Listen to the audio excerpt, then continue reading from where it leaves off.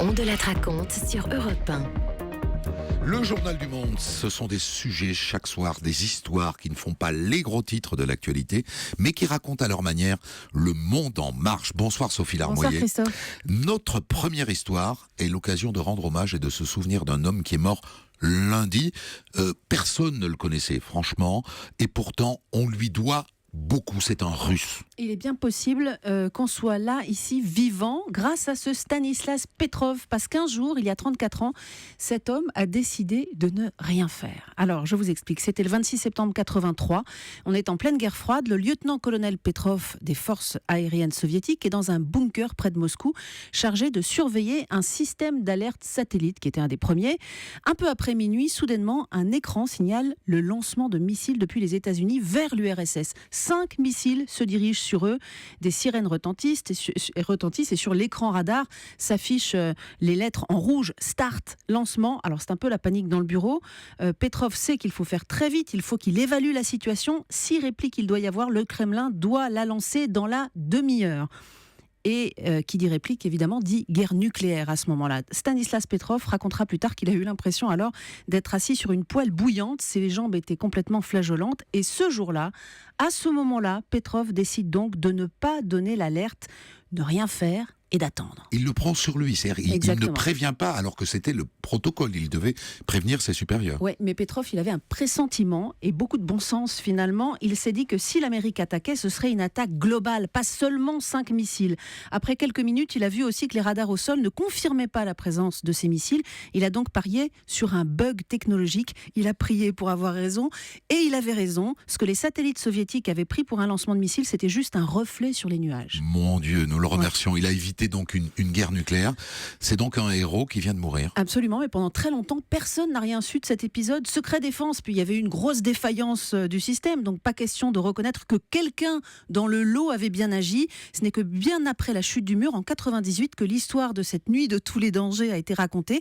D'abord dans la presse allemande. Stanislas Petrov vivait de sa retraite militaire dans un petit appartement près de Moscou.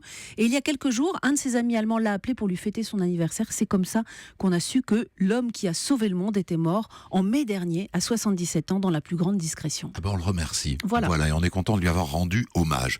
La deuxième histoire de ce journal du monde, c'est celle d'un pays, le Japon, qui se mobilise contre les mains baladeuses dans les transports publics. Ouais, certains hommes profitent de la cohue aux heures de pointe pour se livrer à des attouchements, et c'est Bernard Delattre à Tokyo qui nous en parle. Bonsoir Bernard. On peut dire qu'au Japon, ce fléau a toujours pris des proportions considérables, plus qu'ailleurs. Oui, bonsoir. Alors écoutez, 70% des femmes prenant le train ou le métro disent avoir déjà été victimes d'attouchement.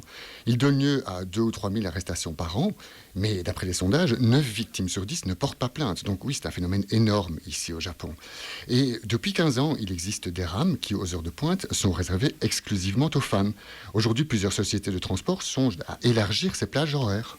Et en cette rentrée, il y a donc de nouvelles initiatives concrètes qui ont été prises.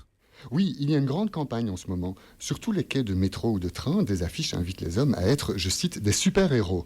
Donc, quand ils sont témoins de ces agressions, à ne pas faire semblant de rien, mais à venir en aide aux victimes. Très populaire depuis quelques mois aussi auprès des Japonaises, une nouvelle application qui les géolocalise et donc leur permet d'être secourus rapidement par la police si elles se font agresser dans le métro ou le train. D'ailleurs, des associations de femmes tiennent des relevés des stations et des lignes où des agressions sexuelles ont eu lieu. Et puis, la vidéosurveillance va être généralisée dans les transports en commun. Et les hommes japonais, Bernard Delattre, au fond, ils en pensent quoi de tout ça ? Ils ont un peu peur, visiblement.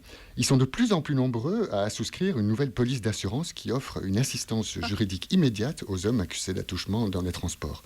Désormais, le conseil donné aux hommes voyageant aux heures de pointe, c'est « Tenez bien en évidence et des 2 mains les poignets. Si une femme se fait agresser près de vous, surtout, ne lâchez pas ses poignets. Faites d'abord constater par d'autres voyageurs que vous les teniez, pour qu'on ne puisse pas vous accuser. Et figurez-vous que des hommes vont jusqu'à pétitionner pour qu'on crée des rames qui, cette fois, seraient interdites aux femmes. Les hommes auraient ainsi l'assurance de ne pas y être accusés d'attouchement. En somme, ce serait l'apartheid homme-femme dans les transports publics japonais. C'est fou ce que vous nous racontez. Merci beaucoup Bernard Delattre. Vous nous parliez de Tokyo. Une info qui nous vient d'Iran. Absolument. Un interprète de la télé iranienne a dû se défendre publiquement aujourd'hui. Il faut dire que tout le monde lui est tombé dessus depuis hier, depuis qu'il a traduit le discours virulent de Donald Trump devant les Nations Unies en prenant certaines libertés. Petit exemple, quand Trump accuse l'Iran d'être un État voyou exsangue dont les principales exportations sont la violence, le carnage et le chaos, le traducteur dit en persan « l'Iran parle de détruire Israël ». Bon, c'est une traduction approximative, effectivement. Deuxième exemple, version Trump. Mis à part l'immense puissance militaire des États-Unis, ce que les dirigeants iraniens craignent le plus, c'est leur propre peuple. Traduction, l'armée des États-Unis est une armée très forte et la nation iranienne est une nation très forte. Dur métier quand même que traducteur dans certains pays. Effectivement. Et puis un jugement très original qui a été prononcé ce matin par la Cour d'appel de Bruxelles en Belgique. Oui, à l'encontre d'un ex-député fédéral belge condamné pour négationnisme. Laurent Louis, c'est son nom, devra une fois par an et pendant 5 ans visiter un camp de concentration, donc Auschwitz, Birkenau, Treblinka, il a le choix, et en faire un compte-rendu sur son blog personnel. Et s'il ne respecte pas cette obligation, alors le jugement de première instance s'appliquera. C'était 6 mois de prison avec sursis et 18 000 € d'amende. Oui, il manque que les heures de colle, quoi. Ouais. Merci à vous, Sophie Larmoyer.